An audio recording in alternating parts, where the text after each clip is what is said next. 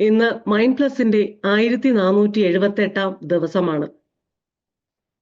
ഓരോ ദിവസവും mind plus നമ്മളെ പുതിയ ചിന്തകൾ കൊണ്ട് ഉണർത്തുന്നു.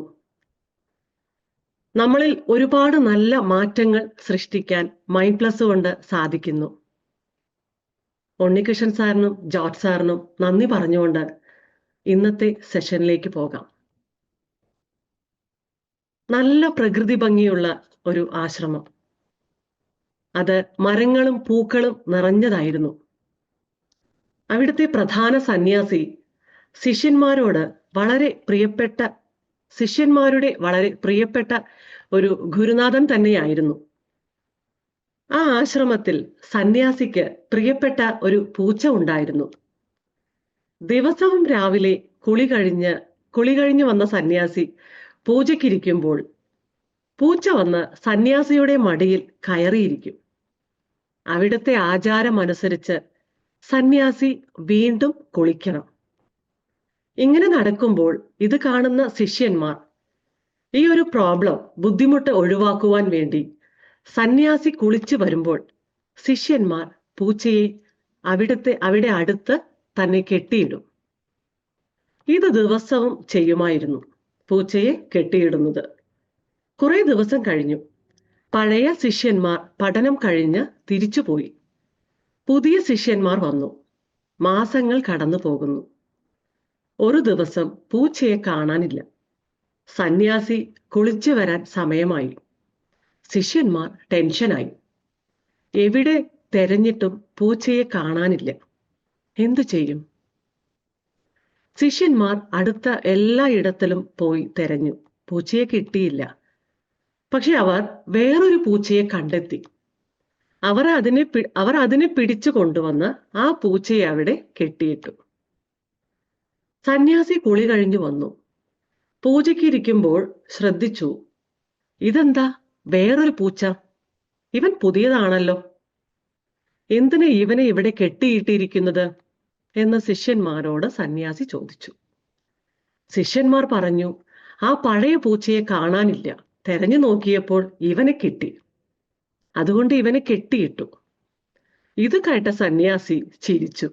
എന്നിട്ട് ചോദിച്ചു, ആ പൂച്ചയെ എന്തുകൊണ്ടാണ് ഇവിടെ കെട്ടിയിടുന്നത് എന്ന് നിങ്ങൾക്ക് അറിയാമോ എന്ന്.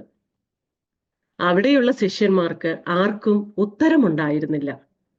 അവർ ഓരോരുത്തരും മുഖത്തോട് മുഖം നോക്കി. സത്യത്തിൽ നമ്മളും നിത്യജീവിതത്തിൽ ചെയ്തു വരുന്ന പല കാര്യങ്ങൾക്കും ഉള്ള കാരണം ചോദിച്ചു കഴിഞ്ഞാൽ നമ്മുടെ അവസ്ഥയും ഇതുതന്നെ ആയിരിക്കും. ഏതോ ഒരു ആവശ്യത്തിന് വേണ്ടി തുടങ്ങി വെച്ച ഒരു രീതി, ഒരു ശീലം, അല്ലെങ്കിൽ ഒരു വിശ്വാസം ഇപ്പോഴും ഒരു ആചാരം പോലെ പലപ്പോഴും കടും പിടുത്തത്തോടെ ഫോളോ ചെയ്തു വരുന്നു. നമ്മളെ ചോദ്യം ചെയ്തവരെ നമ്മൾ എന്തെങ്കിലും പറഞ്ഞ് ബോധ്യപ്പെടുത്തുന്നു. നമ്മൾ നമ്മുടെ ബിലീഫ്സിൽ ഉറച്ചു നിൽക്കുന്നു. എന്തിനാണെന്ന് അറിയാതെ തന്നെ.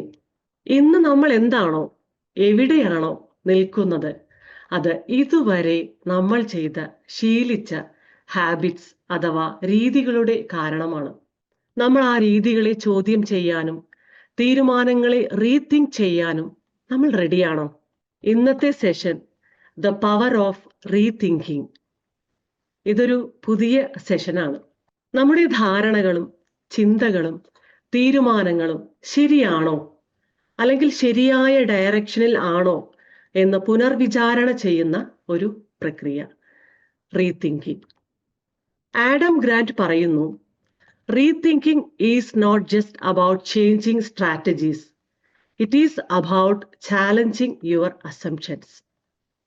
നമ്മുടെ രീതികളെ മാറ്റുവാൻ മാത്രമല്ല, ധാരണകളെ വെല്ലുവിളിക്കുന്ന ഒന്നാണ് റീതിങ്കിങ്. എന്താണ് ജോർജ് ബെർണാഡ് ഷാ പറയുന്നതെന്ന് നോക്കാം. Progress is impossible without change, and those who cannot change their minds cannot change anything. മാറ്റങ്ങളില്ലാതെ പുരോഗതിയില്ല. ചിന്താഗതിയിൽ നല്ല മാറ്റം വരുത്താൻ സാധിക്കാത്തവർക്ക് എവിടെയും മാറ്റം കൊണ്ടുവരാൻ സാധിക്കില്ല. മിക്കവാറും ആളുകൾക്ക് നമ്മൾ ചിന്തിച്ചത് തെറ്റാണ്, അതിൽ മാറ്റം വേണം, നമ്മുടെ തീരുമാനങ്ങൾ തെറ്റിപ്പോയി എന്ന് സമ്മതിക്കാൻ വളരെ മടിക്കുന്ന ഒന്നാണ്. ശക്തമായി എതിർക്കും. എന്തു വന്നാലും അതിൽ ഉറച്ചു നിൽക്കും. നമ്മൾ ചിന്തിച്ചത്, ചെയ്തത്, തീരുമാനിച്ചത് തെറ്റാണ് എന്ന് തെളിയിക്കപ്പെട്ടാൽ പോലും പിടിച്ചു നിൽക്കും. കാരണം നമ്മുടെ വിശ്വാസങ്ങൾക്ക് നേരെയുള്ള ആക്രമണം നമ്മുടെ വ്യക്തിത്വത്തിനെതിരായ ആക്രമണമായാണ് കാണുന്നത്. രണ്ടും ഒന്നല്ല, രണ്ടും രണ്ടാണ്. You are not your beliefs, you are your values. പ്രോഗ്രസ്സും സത്യസന്ധതയുമാണ് പ്രധാനം എന്ന് ചിന്തിക്കുന്നവർക്ക് തെറ്റുകൾ സമ്മതിക്കാൻ മടിയുണ്ടാവില്ല. ഉദാഹരണത്തിന് നമ്മുടെ മൈൻഡ് പ്ലസ് ഫാമിലി. അങ്ങനെയുള്ളവരുടെ അഭിപ്രായം എല്ലാവർക്കും സമ്മതമായിരിക്കും. മറ്റുള്ളവർക്ക് പ്രിയപ്പെട്ടവരുമായിരിക്കും അവർ. റൈറ്റർ ആഡം ഗ്രാൻഡ് പറയുന്നു, "The purpose of learning is not to affirm our beliefs. It is to evolve our beliefs." പഠനത്തിന്റെ ലക്ഷ്യം നമ്മുടെ വിശ്വാസങ്ങളെ സ്ഥിരീകരിക്കുകയല്ല, അത് നമ്മുടെ വിശ്വാസങ്ങളെ വികസിപ്പിക്കുക എന്നതാണ്. നമ്മുടെ വിശ്വാസങ്ങളെയും ചിന്തകളെയും എന്തുകൊണ്ട് ചോദ്യം ചെയ്യണമെന്ന് പറയുന്നത്? എന്തുകൊണ്ടാണ്? നമുക്ക് എല്ലാവർക്കും അറിയാം, ഇന്നത്തെ ലോകത്തിൽ ഇൻഫർമേഷന്റെ ഒരു മഴയാണ്. 1 മണിക്കൂർ നേരം ഒന്ന് കണ്ണടച്ചിരുന്നാൽ ഉണരുമ്പോഴേക്കും എത്രയെത്ര മെസ്സേജുകളാണ്, എത്രയെത്ര ഇമെയിൽസ് ആണ്, എത്രയോ വാർത്തകൾ.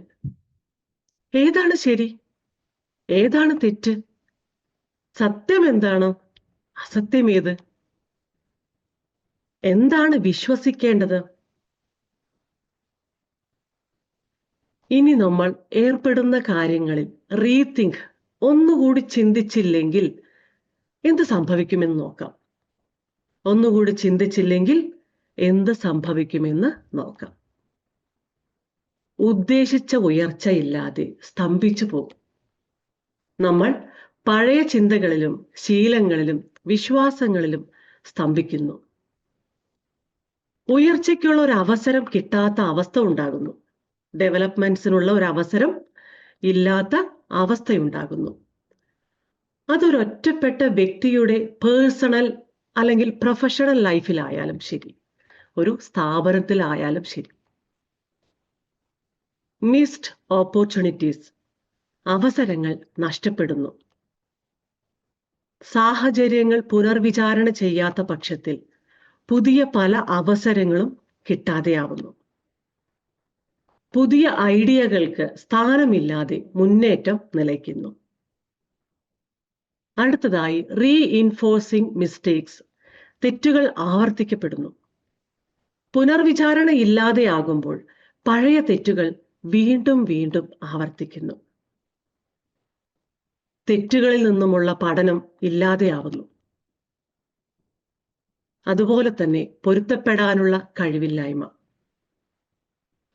ദിവസവും മാറിക്കൊണ്ടിരിക്കുന്ന ലോകത്തിൽ കാര്യങ്ങളോട്, സാഹചര്യങ്ങളോട് പൊരുത്തപ്പെടാൻ റെഡിയല്ലെങ്കിൽ എല്ലാ സ്ഥലത്തും തടസ്സങ്ങളായിരിക്കും, പോരാട്ടമായിരിക്കും. അതുപോലെ തന്നെ ആവശ്യമില്ലാതെ, പ്രസക്തിയില്ലാത്ത പഴയ ചിന്തകളിൽ പറ്റിപ്പിടിച്ചു നിൽക്കുമ്പോൾ നല്ല തീരുമാനങ്ങൾ എടുക്കാൻ നമുക്ക് സാധിക്കില്ല. മാത്രമല്ല, ബന്ധങ്ങൾ ബലഹീനപ്പെടുന്നു. ഫോർ എക്സാമ്പിൾ, നമ്മുടെ ഒരു സുഹൃത്ത് ഒരു 7 മണിക്ക് നിന്റെ വീട്ടിലേക്ക് വരാമെന്ന് പറയുന്നു. ഇപ്പോൾ 7:30 ആയിരുന്നു, ഇനിയും കാണുന്നില്ല. അപ്പോൾ നമുക്ക് 2 ചിന്തകൾ വരുന്നു. ഒന്നാമത്തെ ചിന്ത, 7:30-8 മണി ആയല്ലോ, ഇനിയും എന്താണ് കാണാത്തത്? ലേറ്റ് ആകുമെങ്കിൽ ഒന്ന് പറഞ്ഞൂടെ, എനിക്ക് വേറെയും പ്രോഗ്രാം ഉണ്ട്. മറ്റുള്ളവരുടെ സമയത്തിന് വിലയില്ലേ? എന്താണ് ഇങ്ങനെ? അങ്ങനെ ചിന്തിച്ചു പോകുന്നു. രണ്ടാമത്തെ ചിന്ത, ഒരു പക്ഷേ അവരുടെ ഫോൺ ബാറ്ററി ഡൗൺ ആയിട്ടുണ്ടെങ്കിലോ? ഇറങ്ങുന്ന നേരത്തിൽ വേറെ എന്തെങ്കിലും ഇഷ്യൂസ് അല്ലെങ്കിൽ അർജന്റ് കാര്യങ്ങൾ വന്നിട്ടുണ്ടെങ്കിലോ? ഫോൺ ചെയ്യാനുള്ള സാഹചര്യത്തിൽ അല്ലെങ്കിലോ?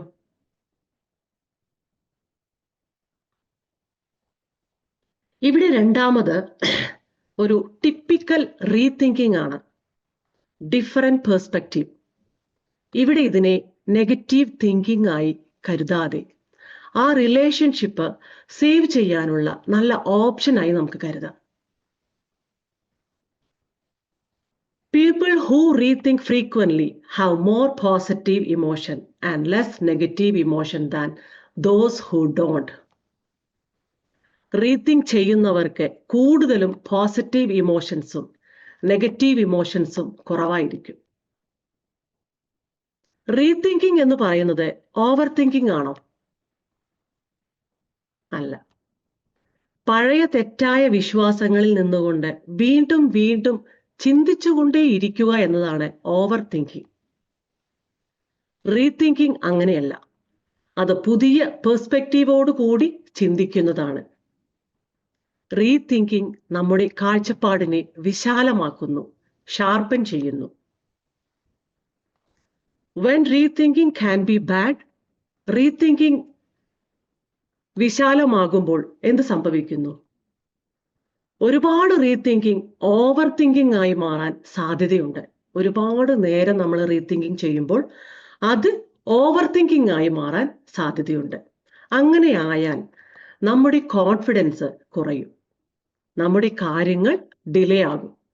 അതുപോലെ തന്നെ റിലേഷൻഷിപ്സിൽ ട്രസ്റ്റ് ഇഷ്യൂസ് വരാം. അത് വേണ്ട. റീതിങ്കിങ് ചെയ്യുമ്പോൾ സൊല്യൂഷൻ ഓറിയന്റഡ് ആയി ആണോ തിങ്ക് ചെയ്യുന്നത്, ചിന്തിക്കുന്നത്, എൻ്റെ പേഴ്സ്പെക്റ്റീവ് ഡിഫറൻ്റ് ആണോ എന്ന് പ്രത്യേകം നമുക്ക് ചിന്തിക്കാം. ഇനി ബെനിഫിറ്റ്സ് ഓഫ് റീതിങ്കിങ് എന്താണെന്ന് നോക്കാം. നമ്മൾ നമ്മുടെ ജീവിതത്തിൽ പല ഘട്ടങ്ങളിൽ നമ്മൾ നമ്മുടെ തീരുമാനങ്ങളെയോ രീതികളെയോ റീതിങ്ക് ചെയ്ത് പല ഡിസിഷൻസ് റിവൈസ് ചെയ്തിട്ടുണ്ടാവും. അതിൽ നമുക്ക് നേട്ടങ്ങളും ഉണ്ടായിട്ടുണ്ടാകും. അത് പോരാ, ബോധപൂർവം നമ്മൾ റീതിങ്ക് ചെയ്യണം. പ്രധാനപ്പെട്ട തീരുമാനങ്ങൾ, തോട്ട്സ്, ചിന്തകൾ, ഐഡിയാസ് എല്ലാ കാര്യത്തിലും കോൺഷ്യസ്ലി റീതിങ്ക്, റീവിസിറ്റ് ചെയ്യണം. കോൺഷ്യസ് റീതിങ്കിങ് വളരെ പ്രധാനമാണ്. Challenge your decisions with different perspectives. അങ്ങനെ ചെയ്യുമ്പോൾ അത് നമുക്ക് വളരെ നല്ലതാണ്. റീതിങ്കിങ് ഉൾക്കൊള്ളുമ്പോൾ നമ്മുടെ രീതികളിലും കാര്യങ്ങളിലും ഉള്ള അപ്രോച്ചസിൽ വളരെ നല്ലൊരു മാറ്റം ഉണ്ടാകും. മാറ്റങ്ങൾ നേരിടാൻ നമ്മൾ കൂടുതൽ ഫ്ലെക്സിബിൾ ആയിരിക്കും. വ്യത്യസ്ത ആംഗിൾസിൽ നിന്നും കാര്യങ്ങളെ കാണാൻ നമുക്ക് സാധിക്കും. അത് പുതിയ ആശയങ്ങൾക്കും മെച്ചപ്പെട്ട സൊല്യൂഷൻസിലേക്കുമാണ് നമ്മളെ നയിക്കുക. മാറ്റങ്ങൾക്ക് തയ്യാറാണെങ്കിൽ, നമ്മുടെ ബിലീഫ്സിനെ ക്വസ്റ്റ്യൻ ചെയ്യാൻ റെഡി ആണെങ്കിൽ അത് നമുക്കൊരു ലേണിംഗ് മൈൻഡ് സെറ്റ് ആണ് നൽകുക. പുതിയ അറിവുകളും പുതിയ ചിന്തകളുമാണ് നമുക്ക് കിട്ടുന്നത്. ഏറ്റവും ഇമ്പോർട്ടൻ്റ് ആണ് നെഗറ്റീവ് ചിന്തകളും സിറ്റുവേഷൻസിനെ റീതിങ്ക് ചെയ്യുന്ന സമയത്ത് നമുക്ക് നമ്മുടെ ഇമോഷൻസിനെ കൂടുതൽ കൺട്രോൾ ചെയ്യാൻ നമുക്ക് സാധിക്കും. നെഗറ്റീവ് ഇമോഷൻസ് ഇല്ലാതെയാകും, സ്ട്രെസ് കുറയും. ഒരു സ്റ്റെപ്പ് ബാക്കിലേക്ക് വന്ന് ഇവാലുവേറ്റ് ചെയ്യുന്ന സമയത്ത് എന്തുകൊണ്ടും നല്ല എഫക്റ്റീവായ തീരുമാനങ്ങളായിരിക്കും നമുക്ക് കിട്ടുക. സാഹചര്യങ്ങളെ പെട്ടെന്ന് തന്നെ ഉൾക്കൊള്ളാനും സാഹചര്യങ്ങളെ മറ്റൊരു മൈൻഡ് സെറ്റിൽ കാണുന്നത് കൊണ്ടും പരാജയങ്ങളിൽ നിന്നും തടസ്സങ്ങളിൽ നിന്നും പെട്ടെന്ന് റിക്കവർ ചെയ്യുവാനും നമുക്ക് സാധിക്കും. അതുപോലെ തന്നെ ഫോക്കസ്, പോസിറ്റീവ് മൈൻഡ് സെറ്റ്, ശുഭാപ്തി വിശ്വാസം എല്ലാം ഉണ്ടാകുന്നു. ഇനി നമുക്ക് tools that helps us to rethink എന്തൊക്കെയാണെന്ന് നോക്കാം. Number 1, think like a scientist. എപ്പോഴും ഇംപ്രൂവ്മെന്റ്സിന് ചാൻസ് ഉണ്ടെന്ന് മനസ്സിലാക്കണം. എവിഡൻസ് ആണ് ഇമ്പോർട്ടൻറ്റ്, ഈഗോ അല്ല. എൻ്റെ വിശ്വാസങ്ങളല്ല ഞാൻ പ്രാക്ടീസ് ചെയ്യുന്ന വാല്യൂസ് ആണ് ഞാൻ. തെറ്റുകൾ ലേണിംഗ് ഓപ്പർച്യൂണിറ്റീസ് ആണെന്ന് മനസ്സിലാക്കണം. Thinking like a scientist, involves more than just reacting with an open mind. It means actively searching for reasons why we might be wrong. ഒരു സയന്റിസ്റ്റ് മനോഭാവത്തിൽ ഓപ്പൺ മൈൻഡോട് കൂടി ഇരുന്നാൽ മാത്രം പോരാ, നമുക്ക് തെറ്റുപറ്റാൻ സാധ്യതയുണ്ട് എന്നുകൂടി ആക്സെപ്റ്റ് ചെയ്യണം. അതുപോലെ തന്നെ പെർസ്പെക്റ്റീവ് ടേക്കിംഗ്, ആക്റ്റീവ് ലിസണിംഗ് വളരെ ഇമ്പോർട്ടൻ്റ് ആണ്. വ്യത്യസ്തമായ പശ്ചാത്തലവും ചിന്താഗതിയുമുള്ള വ്യക്തികളുമായി ഉള്ള ഡിസ്കഷൻസ് നമുക്ക് വളരെ നല്ലതാണ്. ഒരു പക്ഷേ ഞാൻ ഇങ്ങനെ ചെയ്തിരുന്നെങ്കിൽ, ഞാൻ ഓപ്ഷൻ നമ്പർ 2 സെലക്ട് ചെയ്തിരുന്നെങ്കിൽ, അല്ലെങ്കിൽ വേറെ ഒരു വഴിയിലാണ് പോയതെങ്കിൽ, അങ്ങനെയുള്ള ഒരു റീതിങ്കിങ് വളരെ ഡിഫറെന്റ് അപ്രോച്ചസിൽ നമ്മളെ നയിക്കുന്നു. അതുപോലെ തന്നെ മൈൻഡ്ഫുൾനെസ് ആൻഡ് സെൽഫ് അവയർനെസ്. നമ്മൾ എല്ലാവരും മൈൻഡ്ഫുൾനെസ് പ്രാക്ടീസ് ചെയ്യുന്നവരാണ്, സെൽഫ് അവയർനെസ്സും പ്രാക്ടീസ് ചെയ്യുന്നവരാണ്. ഈ 2 പ്രാക്ടീസും നമ്മളെ റീതിങ്കിങ്ങിന് പ്രാപ്തരാക്കുന്നു. Number 4, journaling. ജേർണലിംഗ് പ്രാക്ടീസ് ചെയ്യുന്ന സമയത്ത് അത് നമുക്ക് കൂടുതൽ ഫോക്കസ് തരുന്നു. നമ്മുടെ ഡിസിഷൻസിൽ നമ്മൾ റീതിങ്ക് ചെയ്യാനുള്ള നല്ലൊരു മാർഗമാണ്. അതുപോലെ തന്നെ ഗ്രോത്ത് മൈൻഡ് സെറ്റ്. റീതിങ്കിങ് ഒരു ഗ്രോത്ത് മൈൻഡ് സെറ്റ് ആണ്. ഗ്രോത്ത് മൈൻഡ് സെറ്റ് ഉള്ളവർക്ക് അവരുടെ തോട്ട്സിലും ഡിസിഷൻസിലും കറക്ഷൻസ് വരുത്താൻ ഒരിക്കലും മടിക്കില്ല. When do you get the real benefits of rethinking? The real power of rethinking comes when you detach your present from your past. Consider your beliefs and revise your views. നിങ്ങളുടെ ഭൂതകാലത്തിൽ നിന്ന് നിങ്ങളുടെ വർത്തമാനകാലം വേർപെടുത്തുക. നിങ്ങളുടെ വിശ്വാസങ്ങളെ പുനർവിചിന്തനം ചെയ്യുകയും നിങ്ങളുടെ കാഴ്ചപ്പാടുകൾ പുനഃപരിശോധിക്കുകയും ചെയ്യുക. ഇനി നമുക്ക് ഇന്നത്തെ മെഡിറ്റേഷനിലേക്ക് പോകാം.